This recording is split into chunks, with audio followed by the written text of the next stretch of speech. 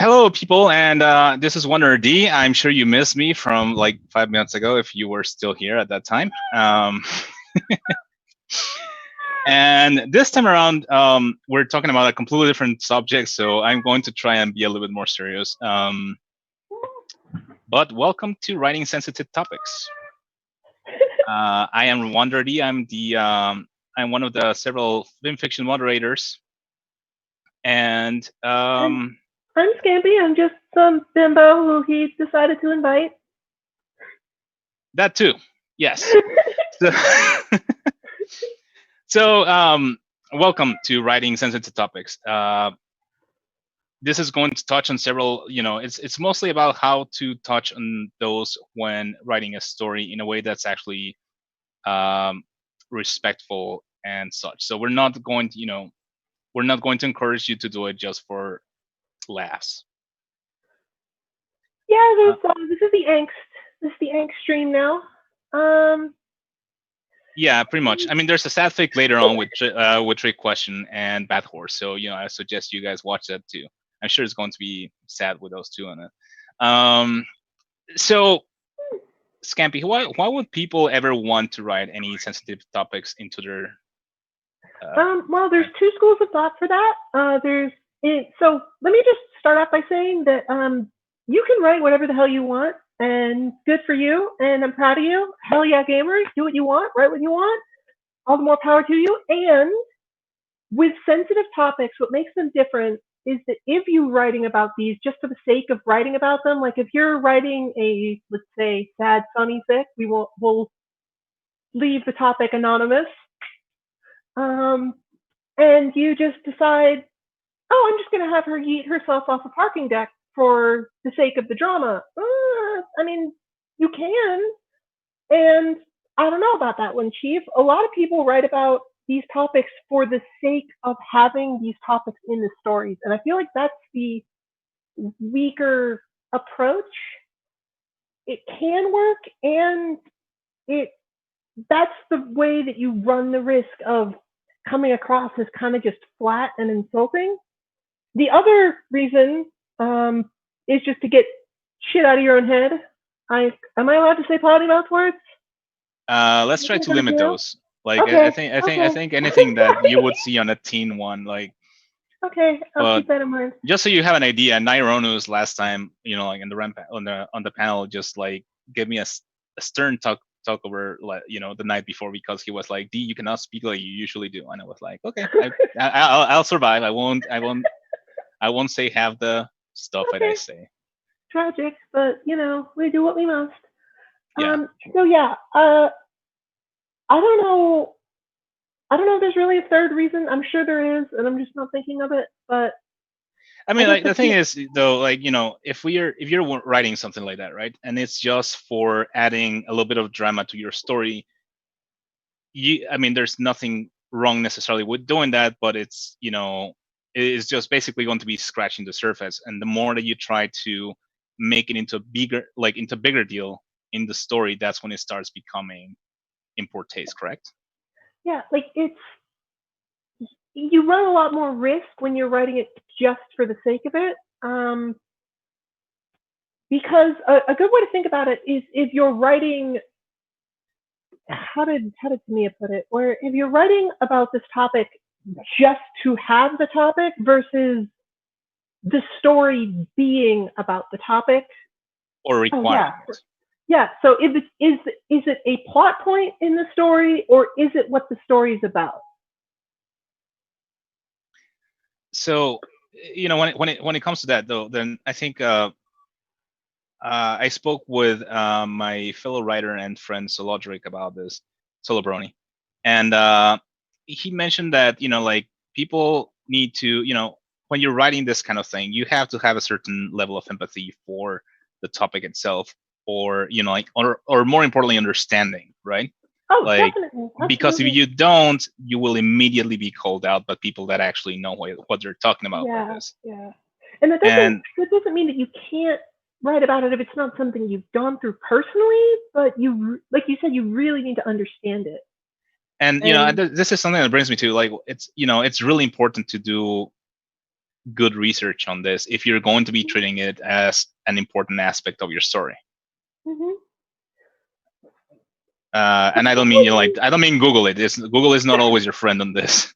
Yeah, absolutely not. It's not enough to know what it's about. With stories like this, what really matters is, I mean, the feeling the reader walks away with. And one of the things I've heard talked about, and this is, I guess, first good taste of what this stream is going to be like for people who weren't aware. This is the angst stream. So if you have a story with, let's say, sexual assault in it, and I've seen a lot of people, especially on fanfic, say, oh, well, those kinds of stories are fine because no one gets hurt, it's not real. If the reader walks away from a story about that topic and does not feel hurt, then you as a writer did not do a very good job. I can agree with that. Yeah. Your job when writing these topics is to get that feeling into the reader. The thing is, there's a lot of people that just use them, as you said, for drama. You know, like it's a suicide attempt, but it's a character. It doesn't matter. It's like it's rape. It doesn't matter because it's not real, right? It's abuse on a child, and it doesn't matter because it's not real. And I think that people just like feel that because you're using fan fiction as a medium to express and explore these ideas, they just disqualify them just because you're using, like a proxy basically to explain that. Even though fan fiction is actually really good for this because you're using characters that people already empathize with. Yeah, exactly. I feel like I can't go into a stream about writing sensitive topics without pinpointing which characters I think are best for it. Because okay. with My Little Pony and Equestria Girls, there are characters like Moon Dancer and Wally and Sunset especially who kind of fit that mold better. I mean, you can have any character have tragic, horrible backstory, but there are certain characters who really bring out the benefits of these kinds of topics in terms of what they add to the story better than others. Like, I don't know, it feels, when I see all those stories about like Pinkie Pie being horrifically depressed, like it works, and it just doesn't feel the same as like with Sunset, I guess, because there's a basis in canon for Sunset to feel that way in those stories. I mean, in Pinkie's defense, there's also basis in canon for that, though. I mean, the idea that, like, you remember when she thought that they had forgotten her birthday, and she had that like completely depressing. True. Like I think like that. I would think that the context is what's important there, because like, I can see a lot of good stories being written about how Pinkie's happiness is really just a mask to hide how she's really feeling. And I've seen those, and I mean, they're done well, they're done badly, but I think that's a legitimate way of looking at it. But that also, like using Sunset kind of like brings us to the elephant in the room, which is severely over abused kind of like topic there, which is Anonymous, right? Oh God, yeah. We're not going to get through the stream without talking about that. I mean, it is widely used, so it's relevant, and it makes sense. I mean, it's not okay. Anonymous, I assume everybody here who's watching knows what it is. If you don't, it's a comic from 2014 where cyberbullying and Sunset's friends decide they hate her because shut up, don't think about it, and then it ends really abruptly, and it's kind of dumb. But it establishes a really interesting concept, which is Sunset being all on her own. Because post-Reformation, her entire self-worth is based in other people validating her. So when that's taken away, you have this really interesting concept. And I feel like because the comic ended so not goodly, you wind up with a lot of people who, look at that and think, screw this, I can do it better. And a lot of them can. And a lot of them can't. A lot of them really, yeah. They can't. You run into a lot of issues. If you've read a Sunset story where she walks out into the cold and yeets herself off a bridge, it's probably an Anonymous fic. And I don't know. I don't know, man. I can't stand those. My first story was an anonymous story, and it's terrible, and I hate it. And I feel like that's like a good example of everything that these kinds of stories get wrong, where something you see in a lot of anonymous fics is piling it on, right? Like it's not enough that her friends hate her now. You have to have plot device, angry gorilla Gilda, who doesn't even exist in Equestria Girl, show up and punch her into a wall because shut up, don't think about it. And there's just so many layers that are just gratuitous, I guess. And that kind of goes back to what we started with, which is writing about these topics and including them just for the sake of including them, just so that you can say, oh, look at my story, look at how many serious topics it covers. But like, that's not necessarily a good thing. Yeah, I mean, I'm guilty of having like dismissed a couple of reasons for like why she would feel like she needs to eat herself off, to use your words, off a bridge. But you know, I did not expect you ever here. it was wrong on me. But I see entirely what you're saying there. The thing is, you know, for someone who's in a situation where their whole validation, or like their whole sense of and purpose of existence is basically removed from them, you know, like when they have no agency. Um, you don't really need that much. You don't need to add that she also lives in a warehouse, which is a popular thing. You don't also need to add that, you know, like suddenly everyone is like uber bullying her. And like Rainbow Dash is sending the goon squad after her. And Yeah, like the goon Kaya's squad at is the a little rally. bit extreme. I mean, to be fair, there's people that have done that and have made it work. You know, like my like the first crossover that I did in Isekai was Featherfall, precisely because it was so unusual to see something that had all of those cliches make them work in a way that actually, you know, like ends up with a really good story. I feel like Featherfall is the one exception to like every anonymous cliche is like Featherfall is the asterisk up there. That's like okay, it can be done, but like one guy did it well. That doesn't mean everybody should try. Yeah, pretty much. Yeah, I mean, Featherfall is super good. I love that story. but again, though, like, you know, so that brings us also into, if you're going to write them, why are you writing them, Yeah, yeah, right? absolutely. And Mm. you know, like if we're talking about that, you know, like why shouldn't you write something like that? Because you know, like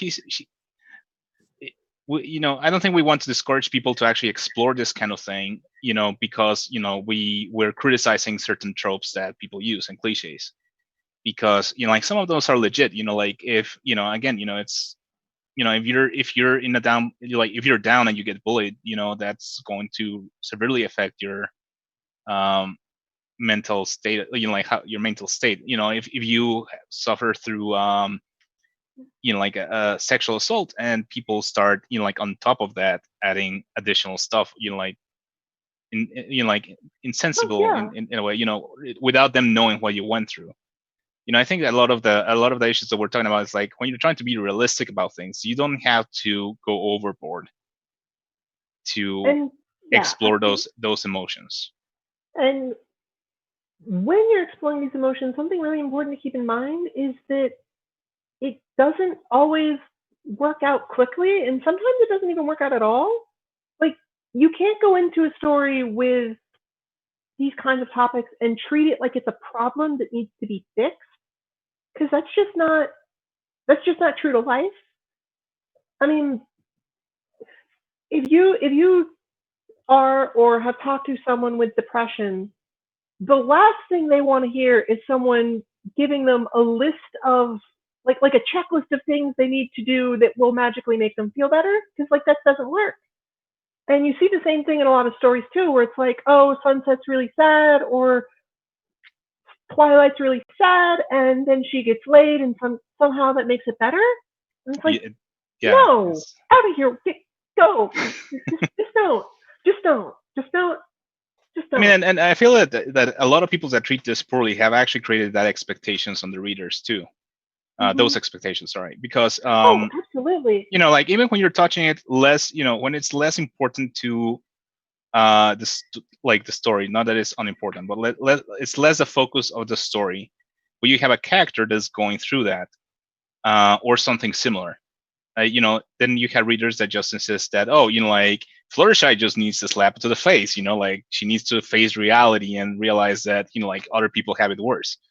And for some reason, like people think that's okay to actually, like put in a fan fiction and expect that to be a believable, like that, that you just walk up to them and you Batman slap, like Robin, and now he's never going to be wearing those, like, that underwear again.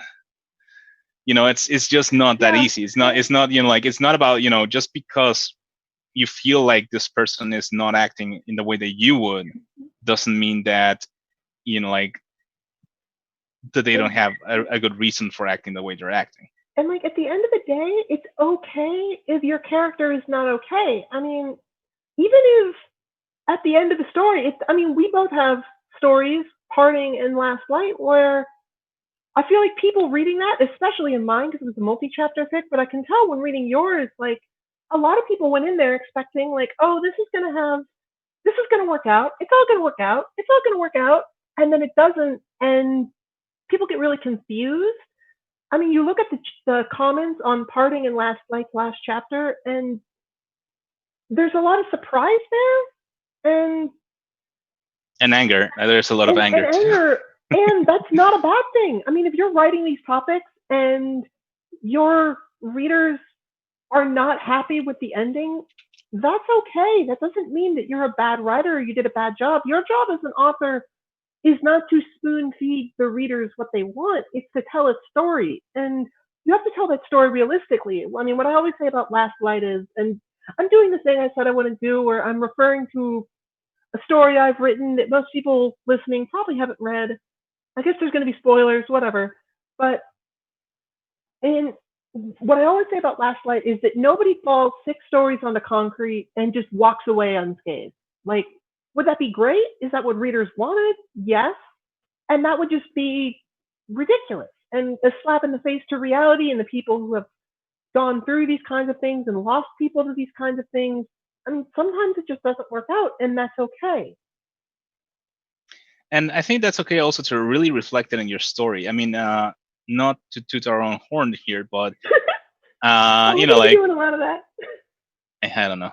I mean, it's just an immediate reference, to be honest. Like, so for example, that chapter of Isekai that like got people angry. Which one? You're going to have to narrow it down because we had 2 and both pissed people off.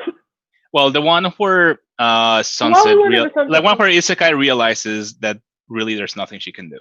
Oh yeah. Like, like that, so the instance here, like, really what matters is not the story itself, but the point is, we have a character that's used to giving advice to people. Like, she's used to solving situations, like, and being empathetic and being able to talk to someone and make them realize, like, oh, maybe things will get better.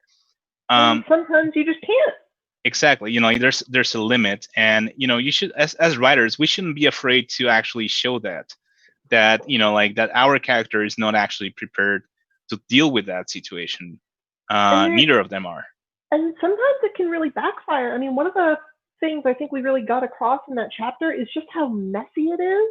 I mean, not only was she not able to help Sunset, it really blew up in her face, and she kind of walked away with a little bit of trauma of her own for trying to do the right thing. And that, yeah. And that's not a bad thing. There were people in the comments who were pissed about that, and it's like, yeah, good that you're pissed about it. Like, that was the point. Yeah, and sorry, just like lost track of it there. But again, it all goes back to telling the story in a way that you want to treat the subject, and you want to,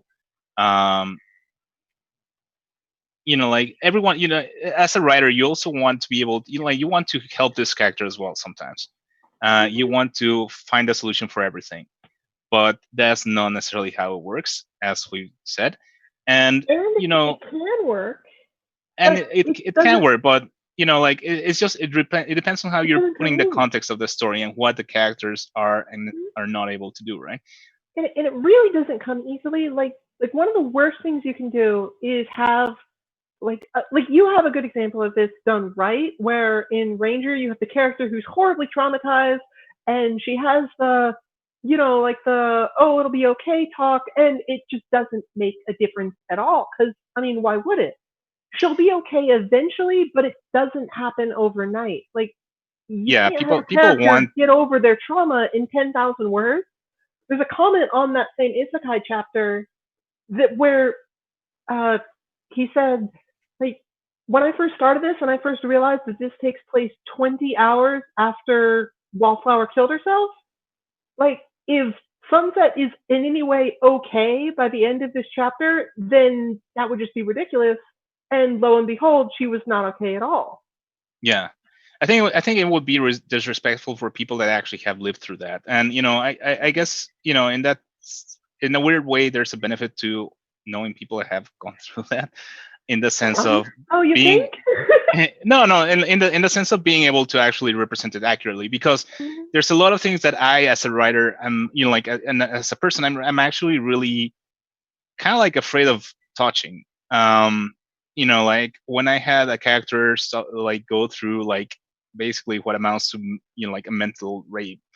Um, Before I even touched on it, I was like asking around. I was like, hey, so I'm going to be probably doing this to a character, and I'm not going to be like resolving the thing. Like she's not going to just magically get better. Like, um, but how would you approach this? How like what do you think I should try to avoid doing? Because it's really easy to just like, especially if you've obviously if you've never like dealt with it, if you've never met someone that has to go through it, um, like it's really easy to just mess it up because you're putting a character that like went through like a horrible trauma, and like you take away all of their agency or all of their ability to do something, and lose all respect.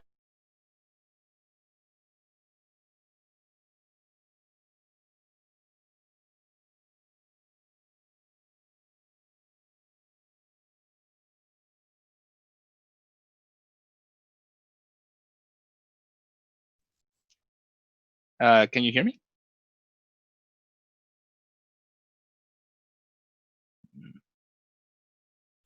What happened? What's I don't know. wrong? There you go. There I you got are. disconnected. Are we back Oh, in? again. Yeah, I see you on the stream. I have it open.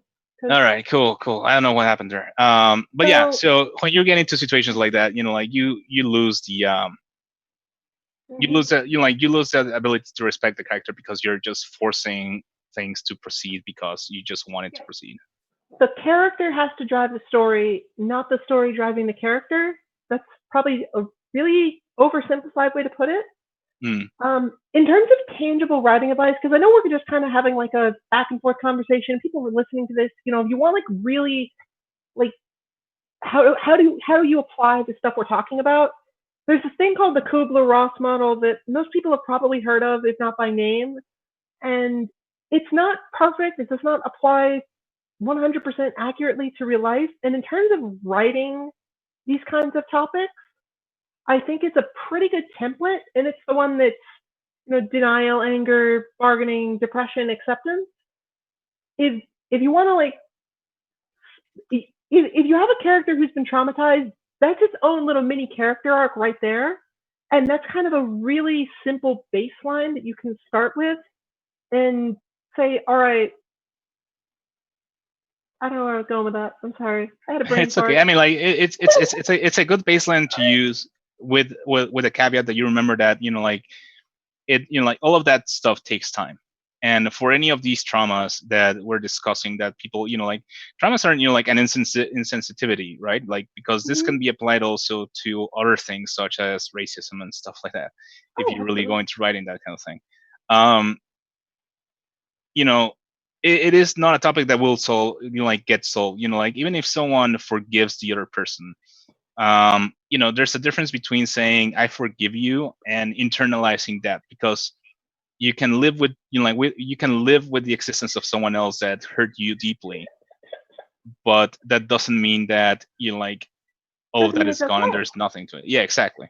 There's you know there's a like there's something in dialectical behavior therapy, which is something they use to treat like personality disorders. That, I mean, it's in the name, dialectic, where you can have two completely seemingly antithetical ideas that exist at the same time.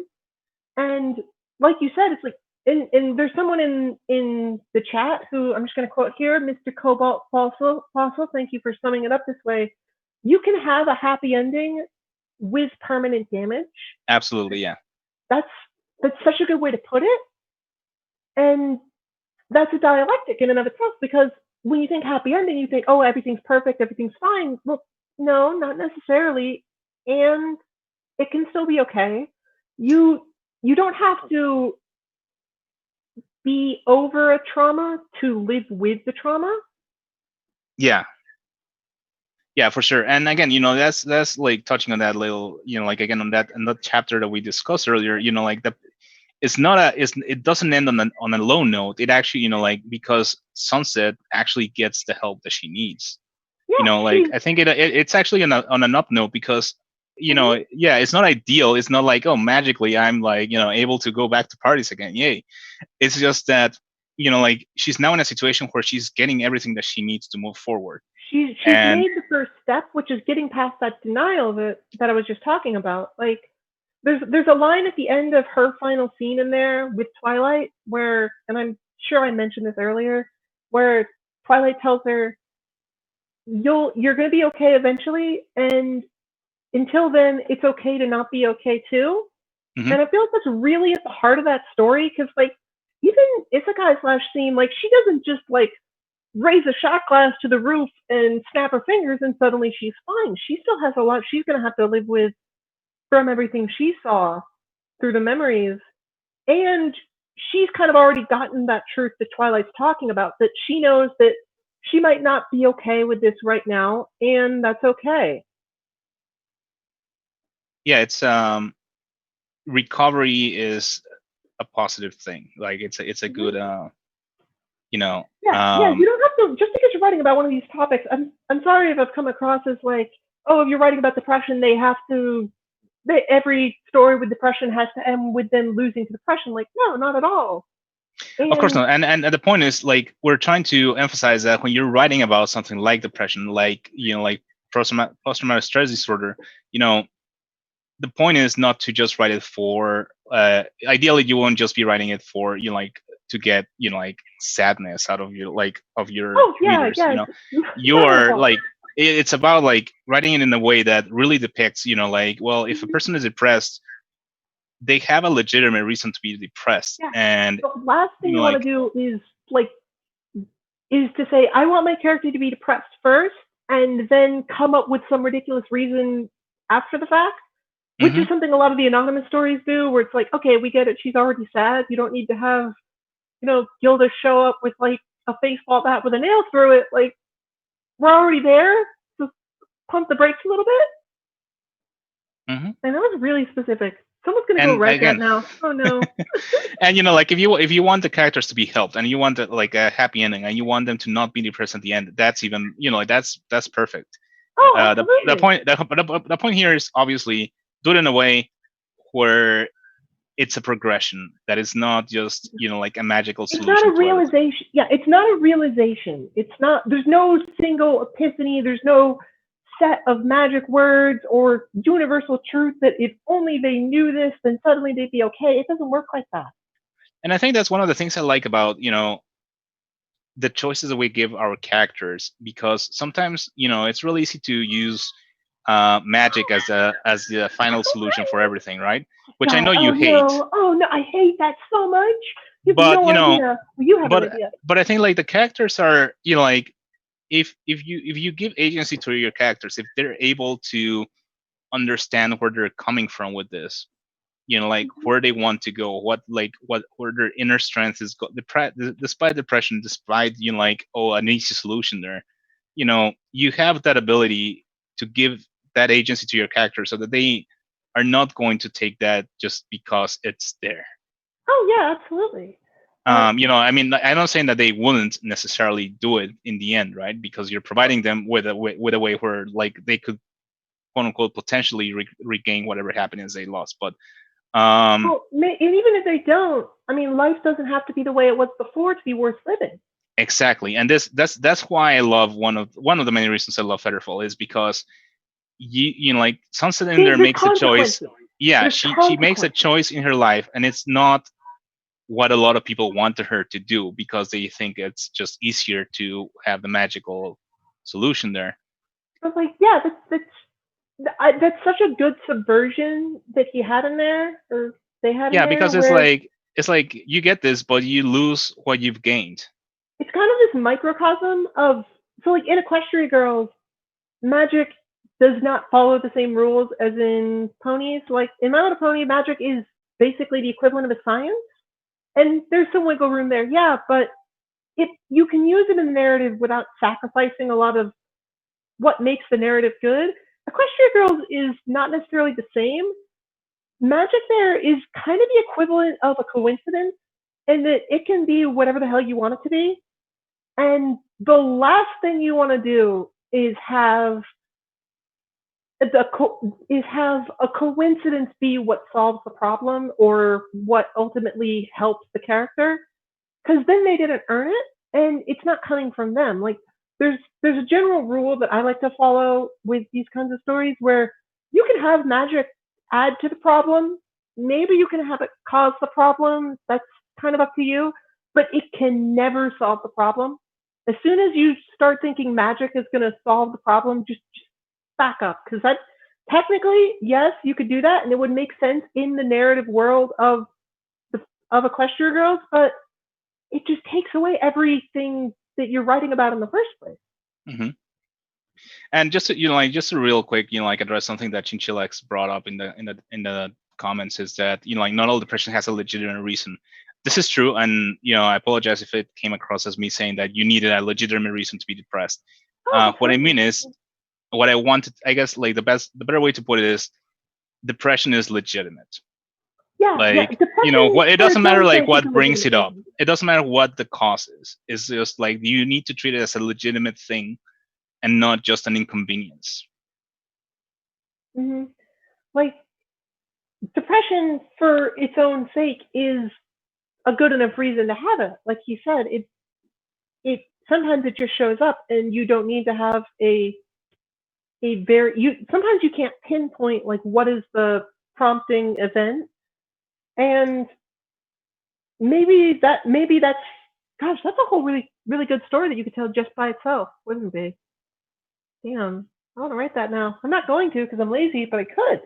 I mean, and like touching on the writing thing, like because we're writing with magical ponies and stuff like that. You, it's your story, so like like when you focus what you want to consider as what is the point of your story and what you want to concentrate on, and then everything else is like secondary to it, in the sense of, well, if it's going to be happening in Ponyland, like there's very like the realism is going to be a little bit forced because of the like because how easy it is for them to fix a whole bunch of things, but also Hmm. it's your story, so if it cannot be fixed by magic, it can't be fixed by magic. Yeah, There's no there. and you can have magic be there, and it's not that everything has to be super hardcore realism. Nothing can ever be happy ever, because at that point you're not even writing Equestria Girls. Because like, I mean, screw it, right? Like at that point, if magic's not part of it, then you're basically just writing with regular people, which is fine. And Mhm. I feel like part of the reason why this universe is so special is that you do have those things like Sunset's memory powers. Oh my god, it is a godsend for writing about serious topics. The Memory Stone, Wallflower. Wallflower is the poster child for depressed teenagers. She is fantastic. These kinds of things. And on the other side of the mirror, you've got Moon Dancer, who is just so much potential for these kinds of stories. Like you can include magic, and you can have magic be the solution if you want. Again, you can write whatever you want, but in terms of what makes a good story in my mind, the solution needs to come from the character, not from some MacGuffin they have.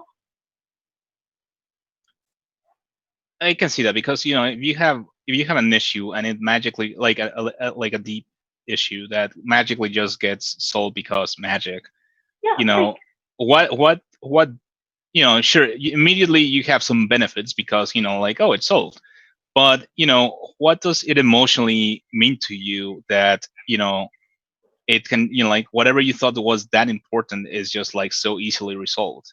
Mhm. Like going back to Last Light, like technically, okay, she fell a really long way and was really hurt. Could they take it through the mirror and cast a magic healing spell? Maybe, but that would take away everything that the story's supposed to be about. And it's the same thing with well, actually, okay, I don't know as much about isekai as I should, but like she could go to some it's an infinite multiverse. She could go to someone who could just remove the bad memories she saw from her head. She could do that. But why would she do that? I have like I have like this, like deep hatred of, like, oh, I'm forgetting about that, so that's not a problem anymore, kind of thing. Like, Yeah. just for the purpose of resolving the issue. Um, and like, I Especially mean, the again, basis another of thing that Best they Left brought up is Forgotten. like erasing memories is heavily adjacent to death, and I completely agree with that. That's actually I mean, you've read Best Left Forgotten. Like the whole beginning of the story is Wallflower erasing her own memory of what happened to her, and then the whole point of the story is showing that you can't. Like that's the denial part of the Kubler Ross thing, and it doesn't solve the problem. She tried to use magic to solve the problem, and it didn't work. So I don't think this is I don't think this is necessarily a spoiler because Nier Automata has been out for years now. But there is a point where, like, and Nyronus, if he's listening still, he'll know like how traumatized I was by this.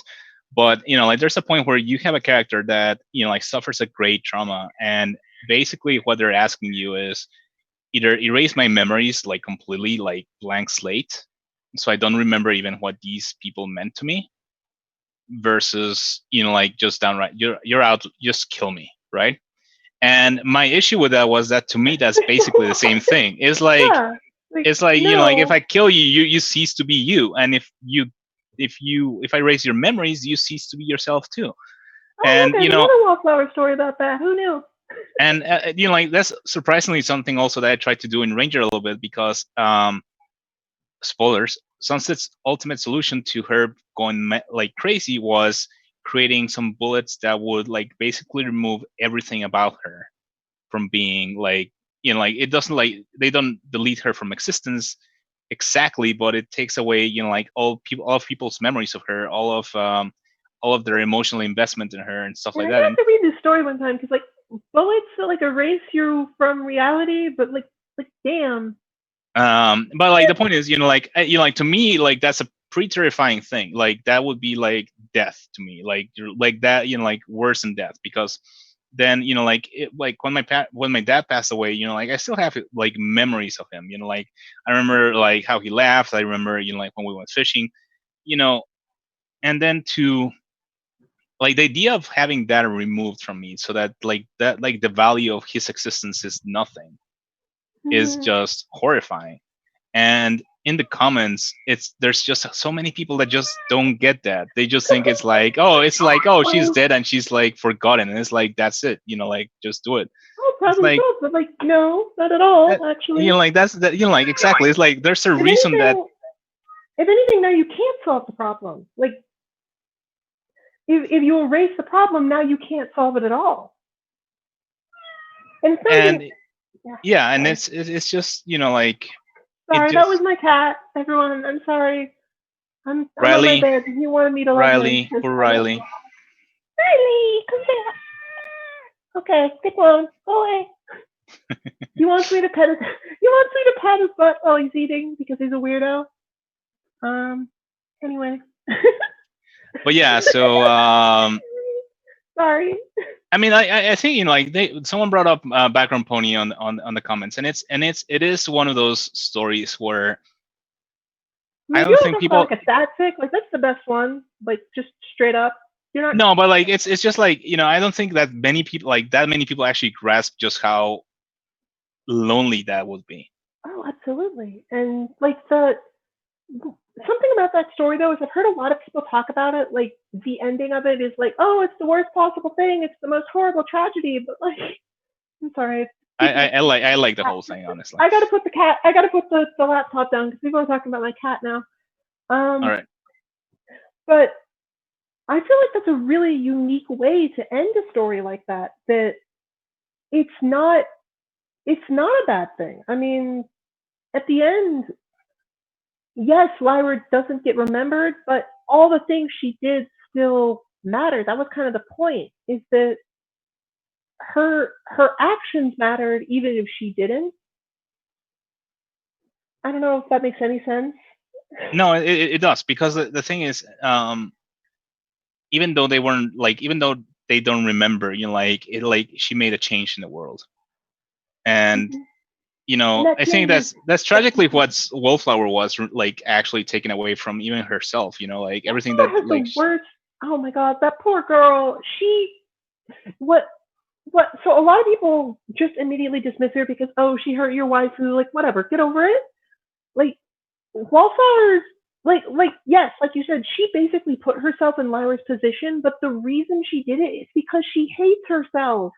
Literally, the core of her character is that she doesn't like herself. Like, the reason she was erasing all those memories and everything that she was involved in was because she felt she screwed it up. Every interaction she had, she got to the point where she was thinking, I can't even open my mouth without doing it incorrectly, so I just need to erase it, and maybe next time I'll get it right. Maybe with enough first impressions, it'll work out. But every time she erased the memories of herself, she got caught in this self-destructive spiral, and just, oh, I love her so much. She's such a good bean. I love her. So I'm done gushing. I'm sorry. it's okay. So we could do we could talk a little bit more, or we could wrap this up and start take some questions out of Yeah, we the can do chat if you that. want. I mean, my ego's all about that. Let's do it. All right, so guys, we're open up for questions. If you want to go to the Writing Stream Questions channel and start asking away, Yeah, the we're questions one. Okay, yeah, there's two. we'll do our best to answer your questions, and thank you so much for participating in this conversation, because No, it's it not is easy. definitely what makes it better. And yeah, absolutely. The things people were saying in the audience stream chat, like, that really fueled a lot of this conversation. So thank you. Yeah. All right, so questions. Let's see if there's anything here. People are writing.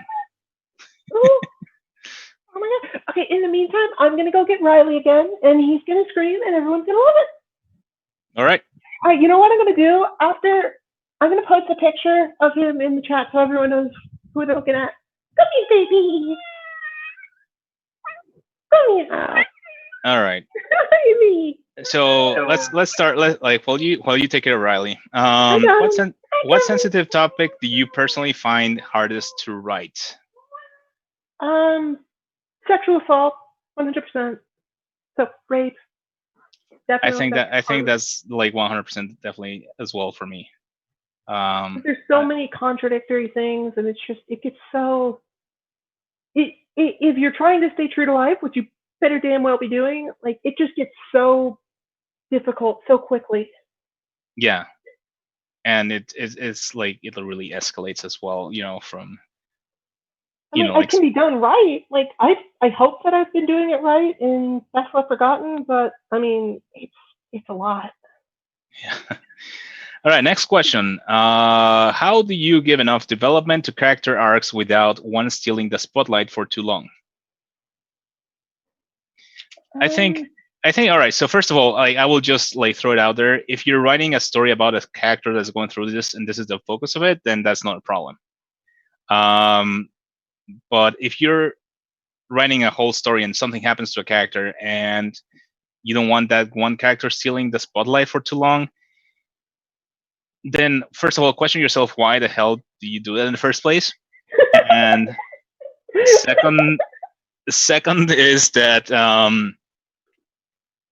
you just need to pace it in a way that gives you time to work with that character. So like shifting points of view, etc. Can still move the rest of the story along, but you have to realize that the character just went through something traumatic, and it's not going to be it's not stealing the spotlight. Is that you put in that something is happening to this character that is going to take time.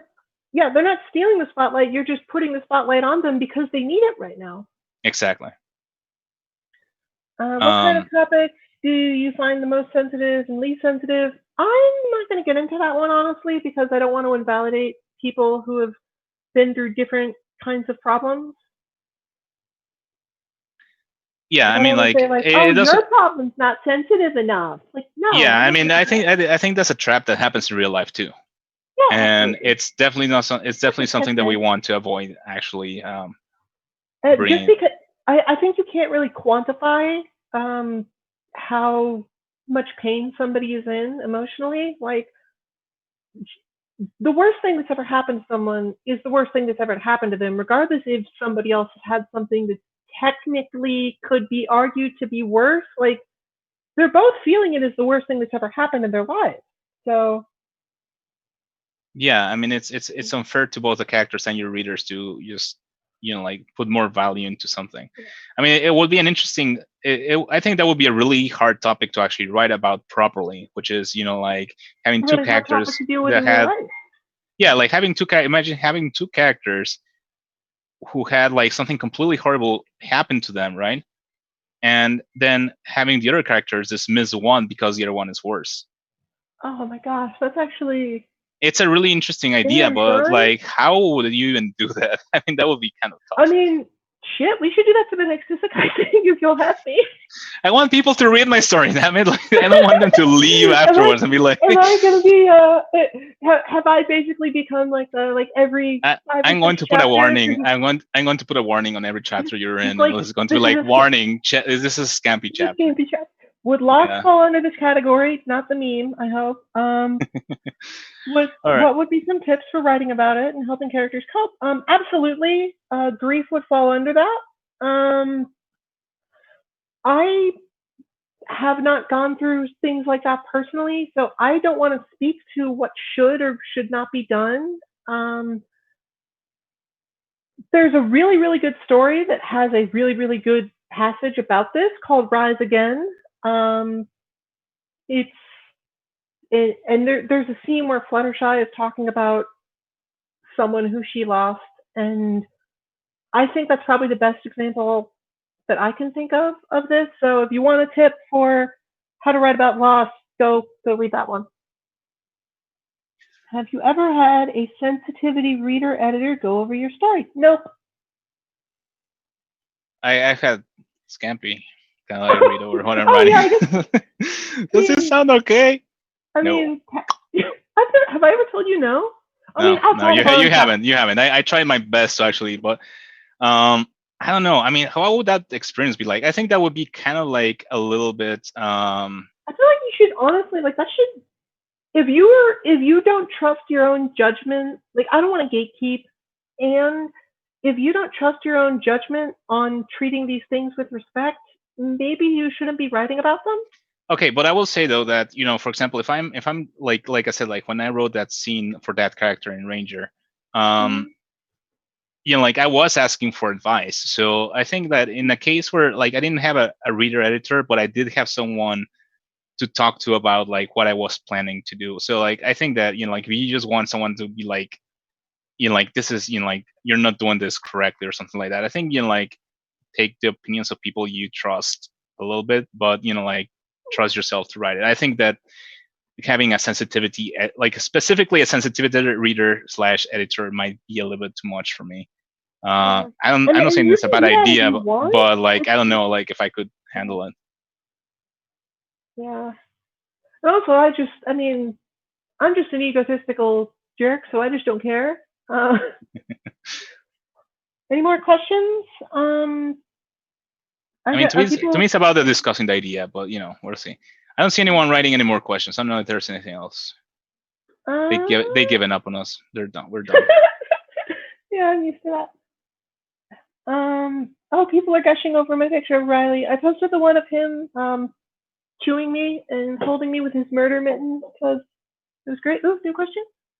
I Sorry for don't know. putting you on the spotlight, but any. No. That is such Okay, a mean question to ask any author, like okay, on a okay. public chat like that. Real talk. That story sucks, and Last Light sucks, and I just, gosh, I mean, I know what I want to happen, but No, you know what? No, yeah, I'm not going to get into this. I'm not going to get into it. No, no, none of that. I'm going to wag my finger at you and say naughty, naughty. How dare you? I can't believe. Oh no, I got fucking called out. Fucking called out. Okay. Wow. Neither of you afraid of oversharing and alienating people by being too honest? No, not even a little. Are you kidding? Have you I met mean, me? yeah, like if I cared about oversharing, I would not be writing about these things because like 90% of the stuff that happens to my characters is stuff where I just basically write about things that I'm feeling or things that I've been through and then just like change the names. And I'm pretty open about that. And I mean, if people get alienated, like whatever, I don't care. I mean, I know that like nobody wants to hear, oh, only write for yourself, because like of course we're all writing for attention. Let's be real here. And there's something to be said for gaining something from your writing as well. And a lot of my stories are done with that in mind. So I mean, I make like an actual real effort to be as sensitive about like the topic that I'm writing, and by that I mean like treating it with respect. That if someone just like doesn't like it, I mean that's basically the problem. It's just I I think treat it we as we have basically as we confidence could.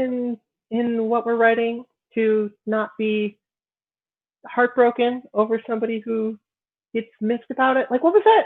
What was that comment on the second is a guide chapter where the guy was like tearing into me, but he also said that I was your favorite author, and I was like, ah, I'm his favorite. I remember that, but let's not point Let's not out get into people that. out. Like there's no No, collab yeah, people like yeah, that. yeah. Yeah. Sorry. That was rude. I'm sorry. Um, Riley ran into the other room and he's staring at me because he's. I think he wants me to pet his butt while he's eating. I don't know. I don't know what he wants. Chinchilla X is Yeah, he, writing. he keeps typing and typing and typing, or she, I don't And know. we're gonna get like either it's gonna be one of those things where it's either gonna be like an enormous wall of text or it's gonna be like 3 words and Yeah, there's nothing in between. Oh my god, it was something there in we go. between.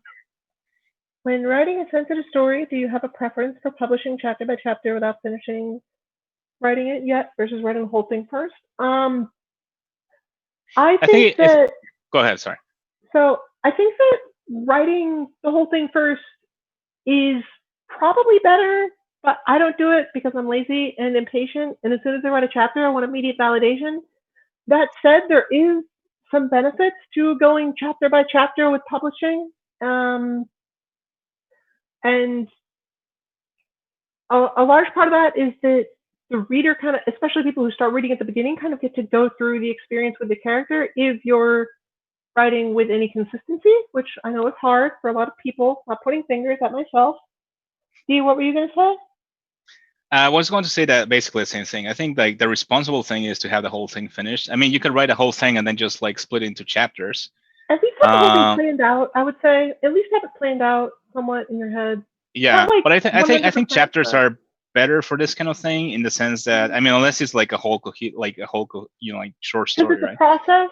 But So yeah, sometimes a lot of things happen in these stories that you need to give your readers time to kind of like internalize.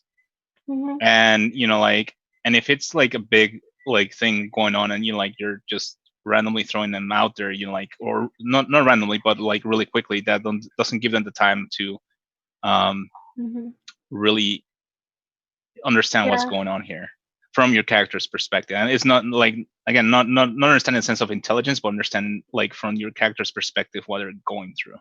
mhm. And Because chapters that's gives you again that's like, sorry. I was gonna say like understanding what the character is going through is the goal of these stories. It's not just to race to the end. It's not to resolve anything. It's just to get that feeling across to someone who might not be able to understand or experience it otherwise. So that then when they're done reading it, then they understand people who have gone through it themselves a little bit better.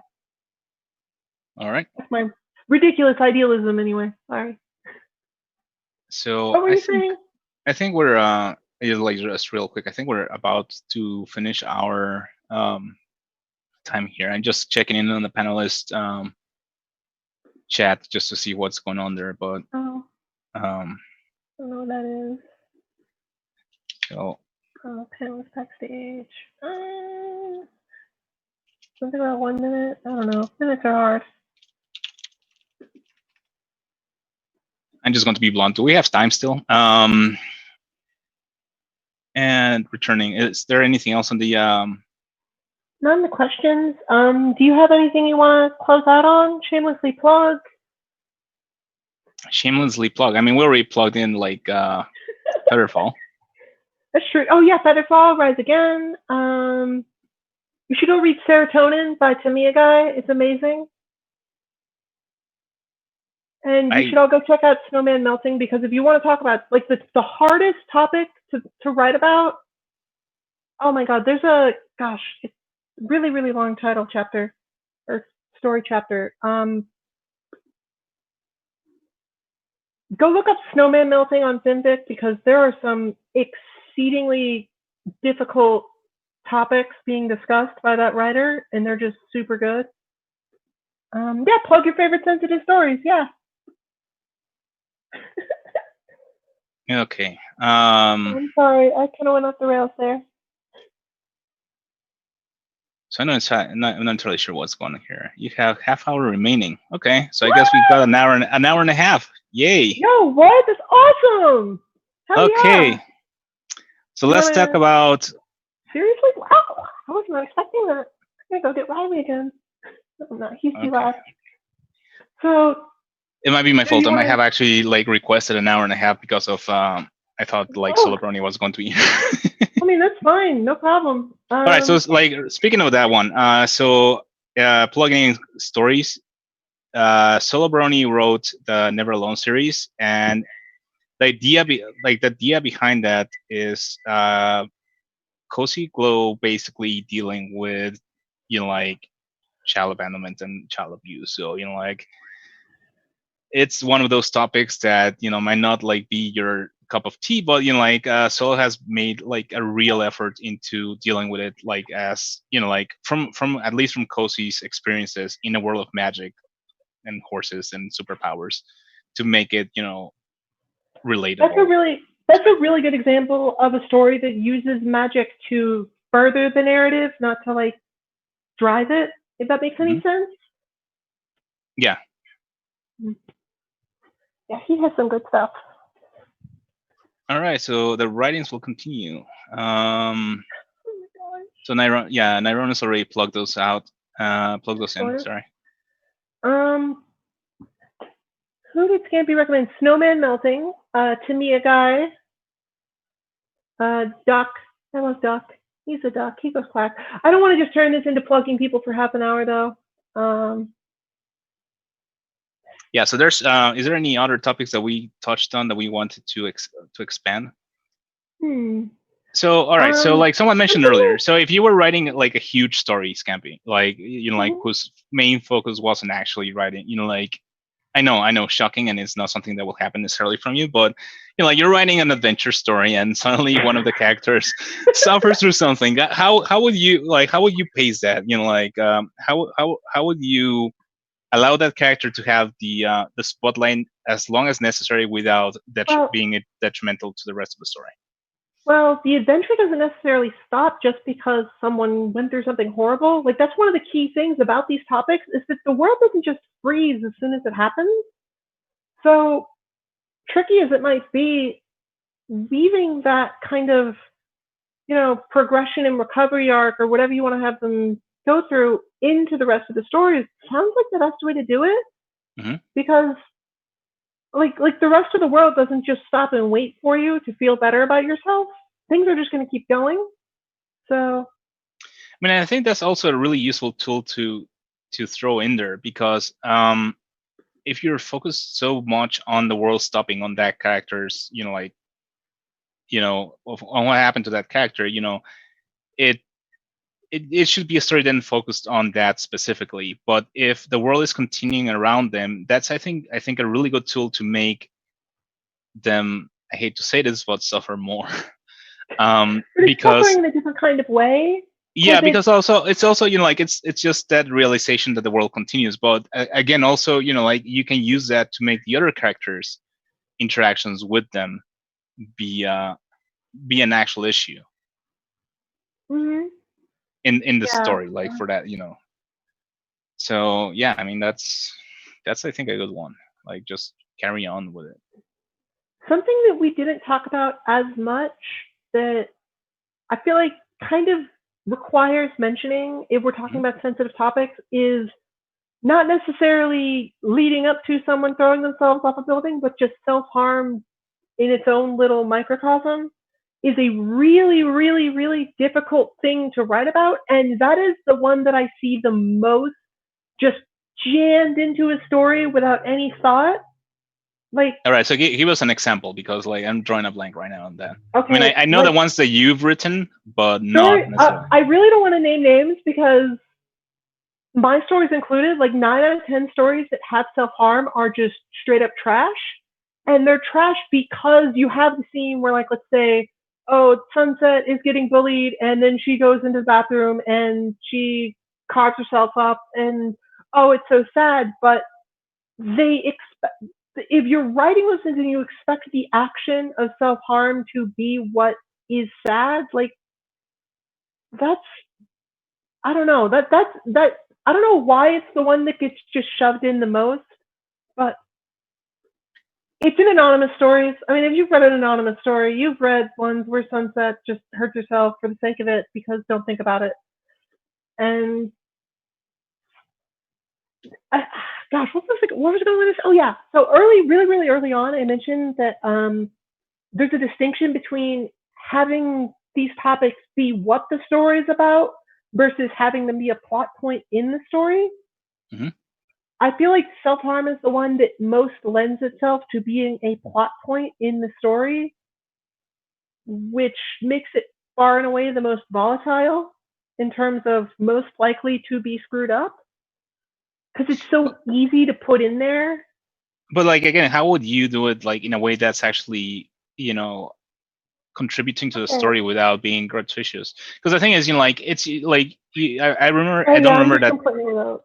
Sorry. I don't remember the title of the story, but I remember stories where like they find out that like Fluttershy has been cutting herself. I think that's like the most normal way of like that I've seen presenting it. Like just like oh I feel Fluttershy, like like what's that under your sweater, kind of thing. yeah. The in terms of how to do it right, like I've written what is it, counting the isekai chapters, I have what, like 12 stories about where a character hurts themselves. Don't ask why. And I still don't really know that I've nailed it down perfectly to the point where I could like explain how to do it. Hmm. But I think that probably a good way to start is to understand why the character is doing it, and if the only reason this character is hurting themselves is because you want the reader to feel sad, that's not a good enough reason, and it's the reader's going to be able to tell. Mm. The self harm is not like depression. Nobody hurts themselves without a reason, even if they don't know what that reason is. And very often they don't know what that reason is, but you, as the writer, you have to know why they're doing it. And it has to be a valid reason. It can't just be because, oh, well, I want to have this dramatic scene later where they get found out as having scars all over them. And so then because I want to have that, I'm going to work backwards and have them hurt themselves earlier in the story. Like, that's not good enough. And again, like they magically just like stop doing it the moment they're found out, right? Oh, yeah. Oh, God. That is so. It is. Sorry. Yes, that is. In terms of like the worst possible tropes that come with sensitive topics, self harm being the thing where like, oh, you get found out and then someone is upset with you and then you cry it out in their arms and then suddenly you feel better. Like, no, that's not how it works. It's for all intents and purposes, it's really an addiction, just like drugs or alcohol is. Hmm. In terms of like physically and psychologically, and you have to treat it like that. Even if all of the problems in your character's life have been solved, that urge might still be there. and might be the one thing that drags them back into all those problems. Yeah. Which isn't to say that you can't. Which isn't to say that characters never stop hurting themselves, because of course people do. That's, you know, but it, so what were we talking? Yeah, like what we were saying earlier, where treating it like it's a problem to be solved. Self harm is treated the most as a problem to be solved, when it's, rather than that, it's really just as much of a long term problem as any of the other topics we've talked about. So real quick note, I hear you with the self harm and suicide into the same tag. There's nothing right now with film fiction that we can be changing on that. Like, I think that it could use a whole bunch of other tags that are not there. Yeah. But we also have to, like, right now, I guess it's more about like keeping it more convenient than exact. Same issues with why you have M for, like, stories that have text like sex and stories that have like gore. It's not necessarily the same thing, obviously. I feel like helping a character recover from or live with a disease also has good potential. Yeah, absolutely. And this is one of those things, like, especially if it's like a life-threatening disease, it's the same, like, it's basically it's the same basics. Because it's, again, it's something that the characters have to live with, and it's not something that should be treated as, like, oh, conveniently sold. Yeah, it's something people don't. A good way to think of it, based on some real life stuff, is that people don't just get over their trauma; they learn to live with it, like you just said. And it's the same way in fiction. I know I keep going back and hammering that point of it's not a problem to be solved, but that's just such a prevalent problem in writing that I don't know. I feel like I need to keep saying it. Yeah. The Enchanted Kingdom had, like, that fanfic can have its own TED talk. But yes, it is a good shout out for depression and post-traumatic stress disorder. And if you got what I did there, then you're also following Monochromatic. As you should be, because she's great and she has a cool hat with a Pikachu. Yeah, like the ear thing is amazing. Yeah. All right, so we have a couple of questions. What do you think of stories about sexual abuse/assault in comparison to self-harm, suicide? Is it easier or harder to write them? Also, how would you? Also, any you would recommend?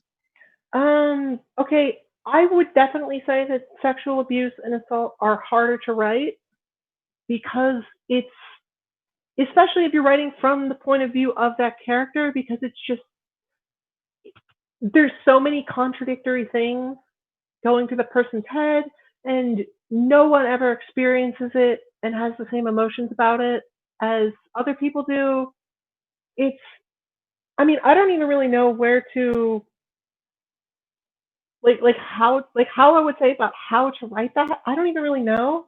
I had a story about that. Best Left Forgotten. That's the one I mentioned earlier, where Wally erases her own memories of what happened to her.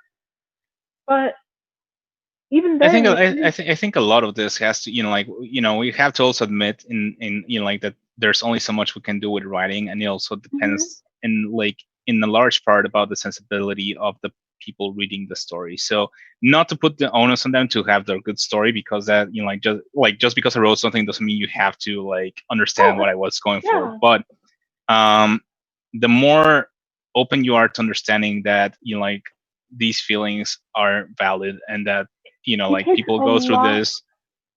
Sorry, go ahead. It takes a lot of empathy to be able to write these kinds of things. Like, yeah, and reading them too. Yeah, you have to be able to put yourself in the mind of a character who is going through something that maybe you've never gone through before. It's not enough to, I don't know where I was going. I'm sorry. All right, this is a tough one. Sorry, like, I mean, going to another question here is: have you thought about, if you haven't already, writing about sensitive topics with characters who are on the autism/Asperger's spectrum? I honestly don't know enough about that, like, to do it in a way that would do them justice. Like, just because I say, oh, this character is autistic, doesn't mean it like that character is, like regardless of, regardless of what I want to project into the character, that will have to be something, that's again something that I don't really touch because it's not something I really know much about. And it's okay to know that maybe you can't, maybe you have an idea you want to write about that you don't think you can write about, and that's okay. Mm-hmm. Like, like that's a really really good one where I have no idea how I would even approach that because it's just not something I've lived with. It's not something I've known people with. So I don't think I should be the person writing that. Yeah, and I Oh, hey, mean, Mono's here. Hi, Mono. We were yeah, plugging you earlier. we were just talking shit about you. We were not talking shit about you. But yeah, no, absolutely, and like she's right. Like research is obviously very important. The thing is, actually going through with it, I think it's like, because again we're talking about like treating these topics like with respect. I think that you have to at least understand how comfortable you are with writing those, and I've read research about it and stuff like that. I just haven't. I'm 100% sure that I don't have it right. And again, like this is one of those things where maybe one of those like maybe you should get an editor that understands a lot better and tells you like where you're kind of like not going correctly, like in the right direction with it. Because if you look at Shira, for example, right? Um, Please do. It's so good and gay. I love it. if you're watching that, like Entrapta is intentionally written on a specific spectrum of it, and a lot of people just don't get that, and a lot of people got really annoyed by her, and that's fine because like it's your gut reaction to a character that acts outside of your understanding of how like someone should be acting. But that's one of the examples I can think of that is like, well, it's hard to do it properly because what you're understanding that like that it is in that spectrum where it is an actual thing, other people are just going to read them because they don't have that information and you're not presenting it properly. I mean, um I'm guilty of that. Like when I first watched that show, when you endlessly badgered me about it, it was mm, I didn't like Entrapta. She was the one thing that I really didn't like. But by season 5, like you said, it becomes really clear that she's not doing this out of stupidity or maliciousness. She just thinks differently. And part of, I mean, a big part of her story is other characters coming around to accept that that's okay, that they don't necessarily understand her, and that's fine. They can and still I be her friend. and also like I think that like as they've has been mentioned in a way in the chat, is that you have to give yourself you have to give yourself a break. You're not like Oh yeah, we're talking about like the sexual abusing and like and with autism as well. It's like where you're not necessarily no one can expect you to write the perfect story for that because everyone's experience is different. Like there's a reason autism has like a spectrum, you know um and you can't cover all of that like just because you're writing a character that is autistic.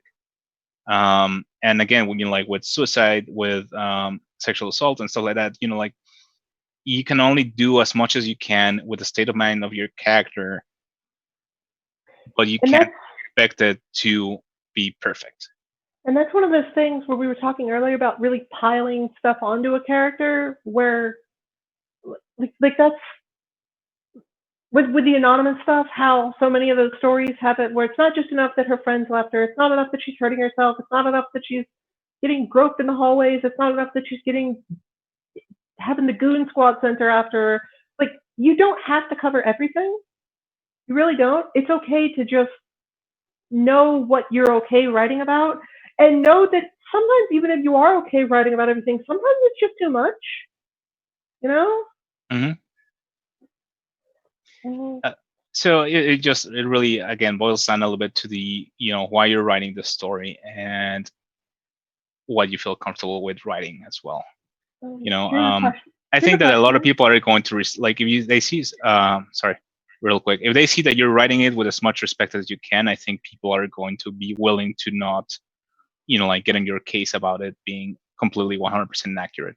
Yeah. I mean, give your readers the benefit of the doubt because we're not. Most people are not on this site to get into fights about stuff. And most people are going to be understanding that even if you didn't write it the way they would have written it, that they're not going to hate you for it. That being said, that leads into the next question really well, I think. Ever have someone get massively offended with you over a minor story beat? How did you manage something like that? The first Isekai chapter is probably a really, really good example. People were not happy with the massive tone shift from the previous chapters to that one. I feel like you could speak to that better than I could. I mean, it's basically what you said. Like, it's that the tone shift was just a little bit too much for some people, even though there was a warning there. But again, like the story is about like it's episodic. Like each chapter is a single thing, and I never, like if you have a bar and you're like a multi-dimensional traveler that's going to be like going into like completely different places, like it's there. Like a lot of the other people, like, unhappy things. Yeah, and a lot of the other chapters, like there were plenty of chapters where like we were dealing with characters dying, Freya for like dealing with like basically losing her entire race, and like the guy that basically she loved for her whole life completely forgetting that she existed. Like there's like it's just that we went really deep on that one, and it was a lot. It's a topic that I don't think anybody really expected, I guess. But to answer the second part of the question, how did we deal with that? I mean, honestly, just shrug it off. Block them. I mean, you don't have to block them. And I mean, we accomplished what we wanted to with that chapter. We knew that we were writing about a really difficult topic. Like you said, there's a warning up there. And if someone was really offended by it, I mean, we did our best to make sure that that chapter was not offensive to the audience I was worried about offending. Like, when you're writing about these, I don't know. I'm sorry that makes me sound really rude, but I guess like I'm more concerned when writing about these topics about upsetting the people who have lived through them, rather than upsetting the people who don't want to think about them. Mm-hmm. And like let's be honest, there's always someone that's going to be offended by something. Oh yeah. I have had a guy that just got offended because of how like Twilight in like a series, like after a whole series of events which like are traumatic, started viewing Celestia in a different light, not as not as like again not as an enemy or stuff like that, but like she just realized that she wasn't perfect. And I had a guy that like completely lost it over that. And there's nothing you can do about that, because like sometimes people just have this idea of a character in their head, and that's what it is to them, and they are going to be unwilling to see where you're coming from with it. So fanfic again, like provides you with the option of blocking them if it becomes too much. That's up to you. But I think the ideal way of dealing with this kind of thing is also to just recognize that fact that people are going to be offended by whatever, and that you cannot do you just have to accept the fact that that's it. And you don't have to block them, you don't have to like throw them out, you don't have to call them out on it. I do sometimes because I'm not perfect, but it's that's what it is. He's a really, really good question. All right, just real quick, we only have 5 minutes left, so okay, I think this might be the last question. This is a good last question to end on. How do you deal with people who don't take mental health seriously? That is. I want to wait for her to finish writing her last statement. Yes. Okay. Yes. Oh my gosh, that is a really tricky one, because I feel like that's one of those things where, like, to a certain extent, you can't. Because, I mean, if they don't want to think about it, or they don't think it's a big deal, yes, you could change them. Yes, everyone can change, but not everyone wants to. And it's not up to you to make sure that they do. I know that's not really a satisfying answer, because, I mean, if you see someone being a huge jerk, like, that doesn't, it sucks to walk away, especially when they're being a jerk about a topic that really means a lot to you, or means a lot to someone close to you. No one wants to walk away from that. And I mean, there's is only it so worth much you it? can do about that Yeah. lack of empathy. I mean, Some people just can't. It's not that they're malicious and evil. Some people just can't understand it. Some people they just can't grasp it. Yeah. and if they're being rude and dismissive, I mean, it's gonna hurt. It's gonna suck. Maybe you have to block them over it. Maybe you're gonna be pissed about it for a while, and that's still okay because there are people out there who are like that, who are never going to change. And there are a lot more people out there who do care, even if they're not always The thing screaming is, from the like rooftops about it.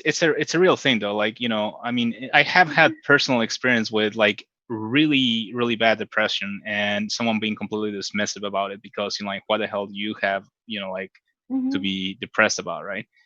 Um, it hurts, but like the bottom line is, the trying to change these people is not going to get anywhere. It's like that meme that's been floating around. How I don't know how to explain to you that you should care about other people.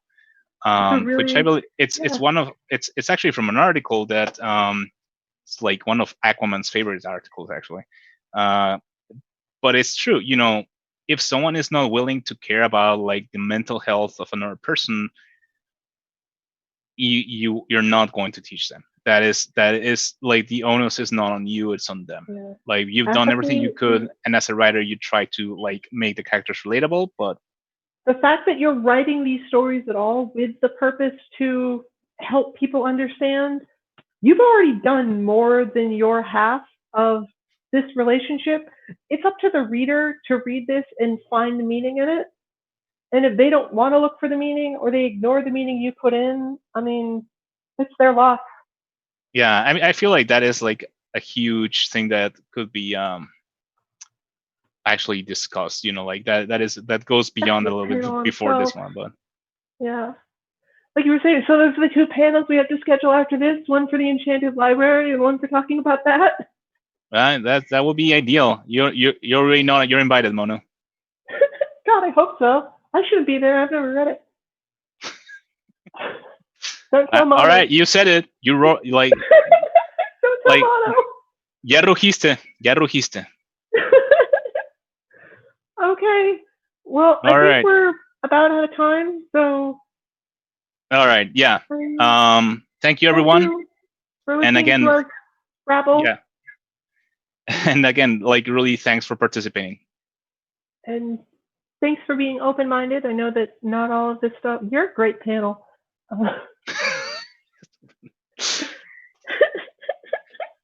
Real quick, I'm gonna go get Riley, but let me shut this off.